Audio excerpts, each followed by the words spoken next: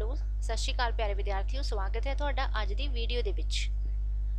ਸਭ ਤੋਂ ਪਹਿਲਾਂ ਤੁਹਾਨੂੰ ਗੁਜ਼ਾਰਿਸ਼ ਕਿ ਚੈਨਲ ਨੂੰ ਸਬਸਕ੍ਰਾਈਬ ਕਰ ਲਵੋ ਤਾਂ ਕਿ ਹਰ ਇੱਕ ਨੋਟੀਫਿਕੇਸ਼ਨ ਤੁਹਾਡੇ ਤੱਕ ਟਾਈਮਲੀ ਪਹੁੰਚਦਾ ਰਹੇ। ਪਿਆਰੇ ਬੱਚਿਓ, ਇਹ ਮੁਹਾਵਰਿਆਂ ਦਾ ਦੂਸਰਾ ਭਾਗ ਹੈ। ਪਹਿਲੇ ਭਾਗ ਦੇ ਵਿੱਚ ਅਸੀਂ ਲਾਈਵ ਸਟ੍ਰੀਮਿੰਗ ਦੇ ਵਿੱਚ ਮੁਹਾਵਰੇ ਕਰ ਚੁੱਕੇ ਹਾਂ। ਇਹ ਸੈਕਿੰਡ ਪਾਰਟ ਹੈ। ਲਾਈਵ ਸਟ੍ਰੀਮਿੰਗ ਸ਼ੁਰੂ ਕੀਤੀ ਸੀ but due to poor network success नहीं हो सकी, इस करके मैं तुहाडे लई रिकॉर्डेड वीडियो असी लैके आए हैं। पहला मुहावरा है सिर उत्ते जूं ना सरकना। हुण फेल होण ते क्यों रोंदा है? जदों तैनूं पढ़न लई कहंदे सी तां तेरे सिर उत्ते जूं नहीं सी सरकदी। तां इस दा अर्थ होया कोई असर ना होना। सिर उत्ते पैर रख के नसना। सिपाही नूं वेखदिआं ही जेब कतरा सिर उत्ते पैर रख के नस गया, भाव शूट वट गया जां तेज दौड़ गया। सिर पैर ना होना, गल का कोई मतलब ना निकलना। ठीक है। वक्ता या बुलारा 1 घंटा बोलता रहा पर उहदे भाषण का कोई सिर पैर ना होने कारण ਸਰੋਤਿਆਂ ਦੇ पल्ले कुछ नहीं पिया। सिर धड़ दी बाजी लाउणा, अपनी जान तली दे उपर रख देना। डाकुआं दे हमले समय पिंड दे सारे लोग सिर धड़ दी बाजी लाउण लई तैयार हो गए, जिस कारण डाकुआं नूं भज्जणा पिया। सिर ना चुकना, बाबा जी दे सख्त सुभाਅ कारण साडे घर विच कोई भी उन्हां अगे सिर नहीं चुकदा। सिर ना चुकना दा अर्थ हुंदा है उलंघना ना करनी। ओके। सिर मत्थे उत्ते मनना, आग्या दा पालन करना। ठीक गल सिर मत्थे उत्ते ही मननी चाहिदी है, चाहे कहण वाला कोई भी होवे। सिर मारना दा अर्थ है इनकार कर देना।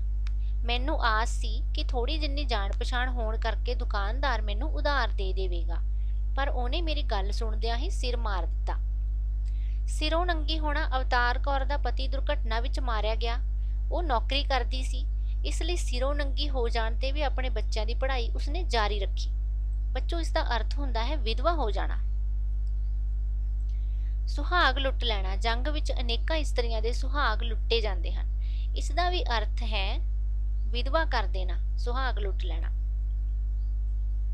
सुक के तीला हो जाना का अर्थ हुंदा है विद्यार्थियों सेहत बहुत ज़्यादा कमज़ोर हो जानी। लंबी बीमारी कारण वो सुक के तीले वर्गा हो गया। सुकने पा छड्डना, बहुत ज़्यादा तनाव विच रहना या चिंता विच रहना। स्कूल के समागम विच मुख मेहमान 2 घंटे लेट आया, इसलिए विद्यार्थी 2 घंटे सुकने पए रहे। नैक्सट है शेख चिल्ली दे पुलाव पकाउणा। ख्यालां दे विच ही बहुत वड्डियां वड्डियां गल्लां करनियां। वेले हत्थ ते हत्थ धर के शेख चिल्ली दे पुलाव पकाउण नालों चंगा है हिम्मत नाल कोई काम कीता जावे। सेक लगना, जेकर देश विच किसी प्रकार की बदअमनी होवे तां उसदा सेक हर परिवार नूं लगदा है। सेक लगना दा अर्थ इत्थे हैगा असर पैना, कि जेकर देश विच कोई किसी प्रकार की गड़बड़ होवेगी तां उसदा असर है जिहड़ा हर एक परिवार ते पैंदा है जां हर एक नागरिक ते पैंदा है जिहड़ा उस देश दे विच रहिंदा है।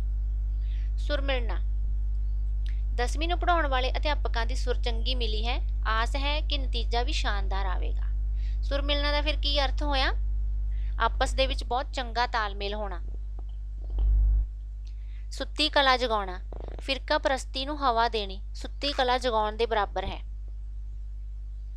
तो इसका अर्थ की है? सुत्ती कला जगाउणा मतलब जिहड़ा आपस दे विच कोई फर्क पवा देना जां कोई चिंगारी सिੱਟ देना जिस दी वजह नाल कोई इशू हो जावे। सुख दी नींदर सौना, ਪ੍ਰੀਖਿਆ ਮੁੱਕਣ ਤੇ ਵਿਦਿਆਰਥੀ ਕੁਝ ਸਮਾਂ ਸੁੱਖ ਦੀ ਨੀਂਦਰ ਸੌਂਦੇ ਹਨ। ਰਿਲੈਕਸ ਹੋ ਜਾਣਾ। ਠੀਕ ਹੈ। ਸੁੱਖ ਦਾ ਸਾਹ ਆਉਣਾ, ਸੁੱਖ ਦਾ ਸਾਹ ਆਉਣਾ। ਜੰਗ ਬੰਦ ਹੋਈ ਤਾਂ ਸਭ ਨੇ ਸੁੱਖ ਦਾ ਸਾਹ ਲਿਆ। ਸੁੱਕੇ ਬਾਗ ਹਰੇ ਹੋ ਜਾਣਾ, ਮਾਪਿਆਂ ਨੇ ਅਤੀ ਗਰੀਬੀ ਵਿੱਚ ਆਪਣੇ ਬੱਚੇ ਨੂੰ ਡਾਕਟਰੀ ਦੀ ਪੜ੍ਹਾਈ ਕਰਵਾਈ। ਜਦੋਂ ਉਹਦੀ ਨੌਕਰੀ ਲੱਗੀ ਤਾਂ ਮਾਪਿਆਂ ਦੇ ਸੁੱਕੇ ਬਾਗ ਹਰੇ ਹੋ ਗਏ, ਭਾਵ ਜਿਹੜੀਆਂ ਉਹਨਾਂ ਦੀਆਂ ਉਮੀਦਾਂ ਸੀਗੀਆਂ ਉਹ ਪੂਰੀਆਂ ਹੋ ਗਈਆਂ। शेर हो जाना, डाकुआं दे मुकाबले विच घर वाले घबरा गए सन, पर जदों पिंड वाले उन्हां दी मदद लई आ गए तां घर वाले भी शेर हो गए। इसदा अर्थ निकलिया हौसला हो जाना जां दलेर हो जाना। शेर दी मुੱਛ फड़ना, कोई जोखिम भरिया काम करना। दुश्मन नूं पता है कि साडियां सरहदां वल तकना शेर दी मुੱਛ फड़न दे बराबर है।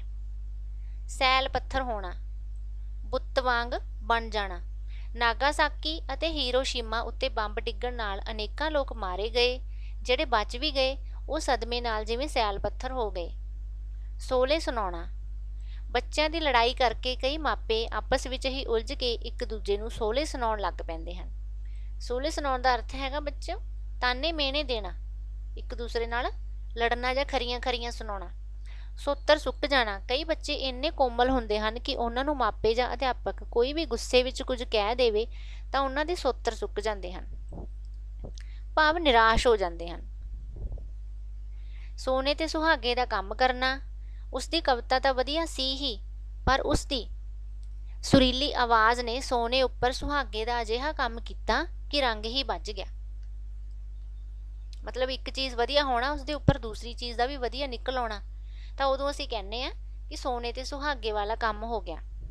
ਸੋਨੇ ਦੀ ਲੰਕਾ ਬਣਾਉਣਾ, ਇਮਾਨਦਾਰੀ ਨਾਲ ਤਾਂ ਮਸਾਂ ਰੋਟੀ ਟੁੱਕ ਹੀ ਚੱਲਦਾ ਹੈ, ਬੇਈਮਾਨੀ ਕਰਕੇ ਭਾਵੇਂ ਸੋਨੇ ਦੀ ਲੰਕਾ ਬਣਾ ਲਓ, ਬਹੁਤ ਸਾਰੇ ਪੈਸੇ ਜਮ੍ਹਾਂ ਕਰ ਲੈਣੇ ਜਾਂ ਬਹੁਤ ਸਾਰੀ ਜਿਹੜੀ ਹੈਗੀ ਆ ਰੁਪਈਆ ਪੈਸਾ ਖਜ਼ਾਨਾ ਜਮ੍ਹਾਂ ਕਰ ਲੈਣਾ, ਤਾਂ ਉਦੋਂ ਇਹ ਮੁਹਾਵਰਾ ਉਪਯੋਗ ਦੇ ਵਿੱਚ ਲਿਆਂਦਾ ਜਾਂਦਾ ਹੈ ਕਿ ਸੋਨੇ ਦੀ ਲੰਕਾ ਬਣਾਉਣਾ।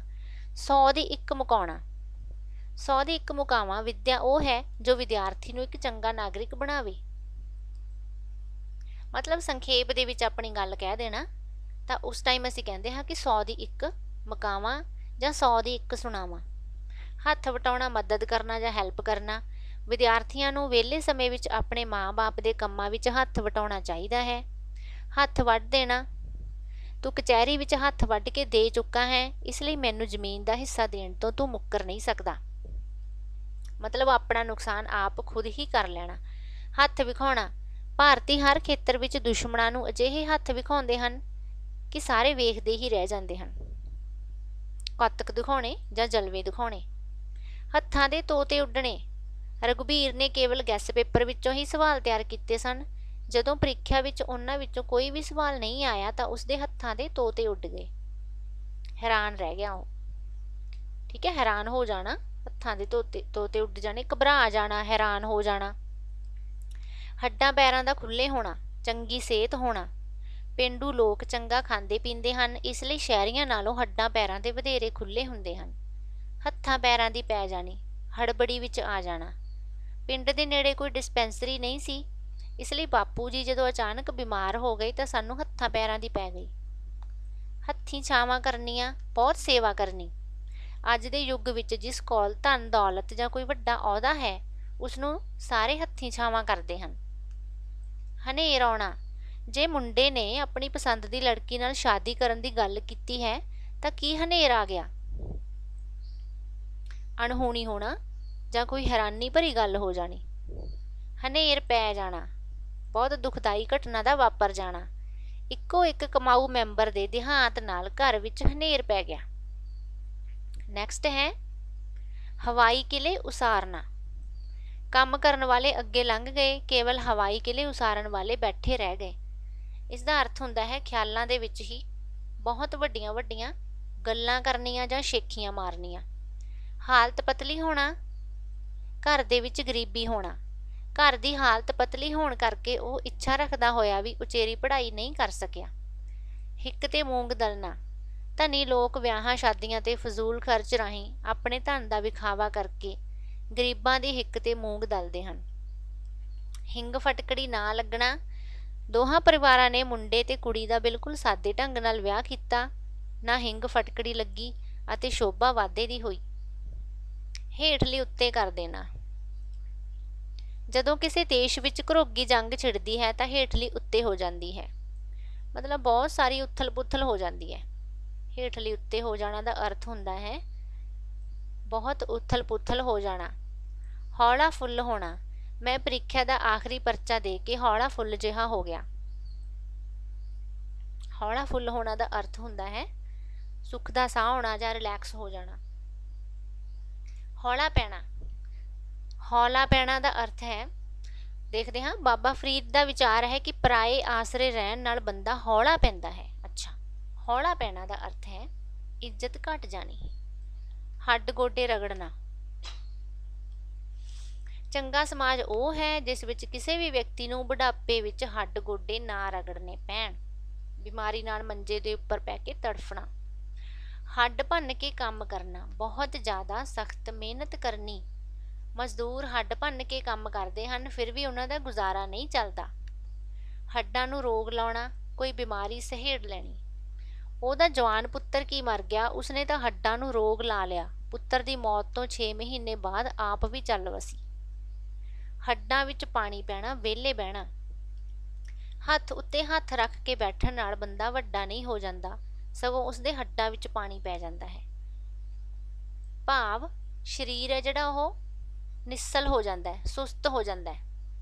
ਹੱਥ ਉੱਤੇ ਹੱਥ ਧਰ ਕੇ ਬੈਠਣ ਨਾਲ ਬੰਦੇ ਦੇ ਹੱਡਾਂ ਵਿੱਚ ਪਾਣੀ ਪੈ ਜਾਂਦਾ, ਭਾਵ ਜਿਹੜਾ ਸਰੀਰ ਹੈ ਉਹ ਅਰੋਗ ਨਹੀਂ ਰਹਿੰਦਾ, ਨਿੱਸਲ ਜਾਂ ਨਿਢਾਲ ਹੋ ਜਾਂਦਾ ਹੈ। ਹੱਥ ਅੱਡਣਾ, ਕੁਝ ਮੰਗਣਾ। ਜੇ ਗਰੀਬ ਆਦਮੀ ਨਸ਼ੇ ਕਰਨ ਲੱਗ ਪਵੇ ਤਾਂ ਉਹਨੂੰ ਛੇਤੀ ਹੀ ਦੂਜਿਆਂ ਅੱਗੇ ਹੱਥ ਅੱਡਣ ਲਈ ਮਜਬੂਰ ਹੋਣਾ ਪੈਂਦਾ ਹੈ।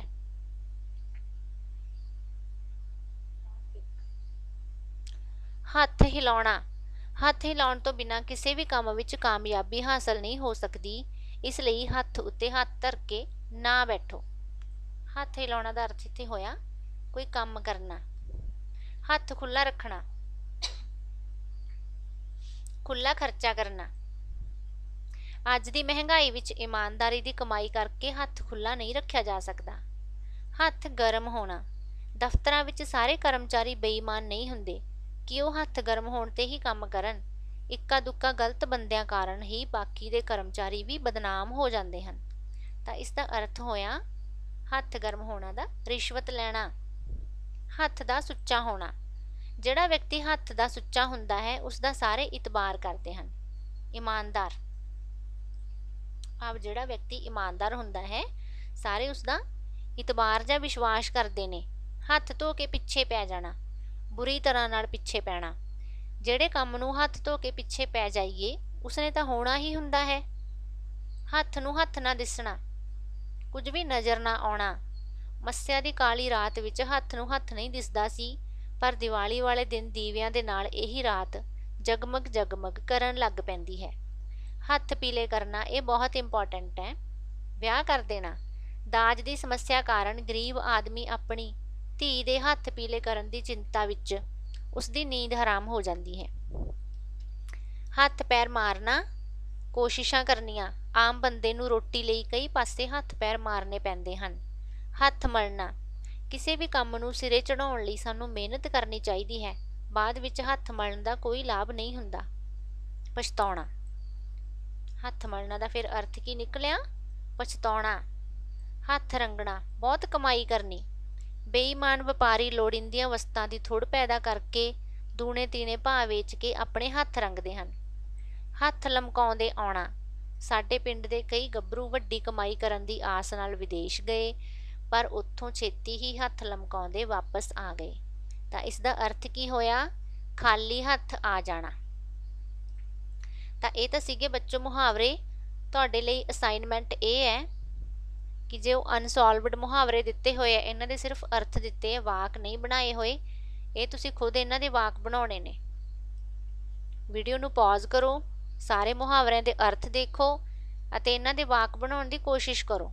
ਇਹ ਤੁਹਾਡੇ ਲਈ ਅਸਾਈਨਮੈਂਟ ਹੈ ਅੱਜ ਦੀ। ਸਾਰੇ ਮੁਹਾਵਰੇ ਤੁਹਾਨੂੰ ਦਿਖਾ ਦਿੱਤੇ ਜਾਣਗੇ।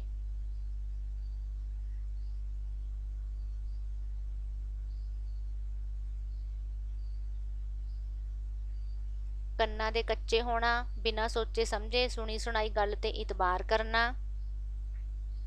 ਇਸੇ ਤਰ੍ਹਾਂ ਹੀ ਲਾਸਟ ਵਾਲਾ ਹੈ, ਗਿੱਲੇ ਗੋਹੇ ਵਾਂਗ ਧੁਖਣਾ, ਅੰਦਰੋਂ ਅੰਦਰੀ ਦੁਖੀ ਰਹਿਣਾ।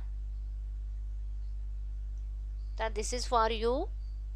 ਅੱਜ ਦੀ ਵੀਡੀਓ ਦੇ ਵਿੱਚ ਇੰਨਾ ਹੀ। ਜੇਕਰ ਤੁਸੀਂ ਮੁਹਾਵਰਿਆਂ ਦਾ ਪਹਿਲਾ ਭਾਗ ਦੇਖਣਾ ਚਾਹੁੰਦੇ ਹੋ ਤਾਂ ਉਸ ਦੀ ਡਿਸਕ੍ਰਿਪਸ਼ਨ ਦੇ ਵਿੱਚ ਲਿੰਕ ਦਿੱਤਾ ਹੋਇਆ, ਉਸ ਨੂੰ ਕਲਿੱਕ ਕਰਕੇ ਤੁਸੀਂ ਉੱਥੇ ਵਿਜ਼ਿਟ ਕਰ ਸਕਦੇ ਹੋ ਤੇ ਇਸ ਦਾ ਪਹਿਲਾ ਭਾਗ ਵੀ ਦੇਖ ਸਕਦੇ ਹੋ। ਤਾਂ ਮਿਲਦੇ ਹਾਂ ਫਿਰ ਨੈਕਸਟ ਵੀਡੀਓ ਦੇ ਵਿੱਚ। Good bye.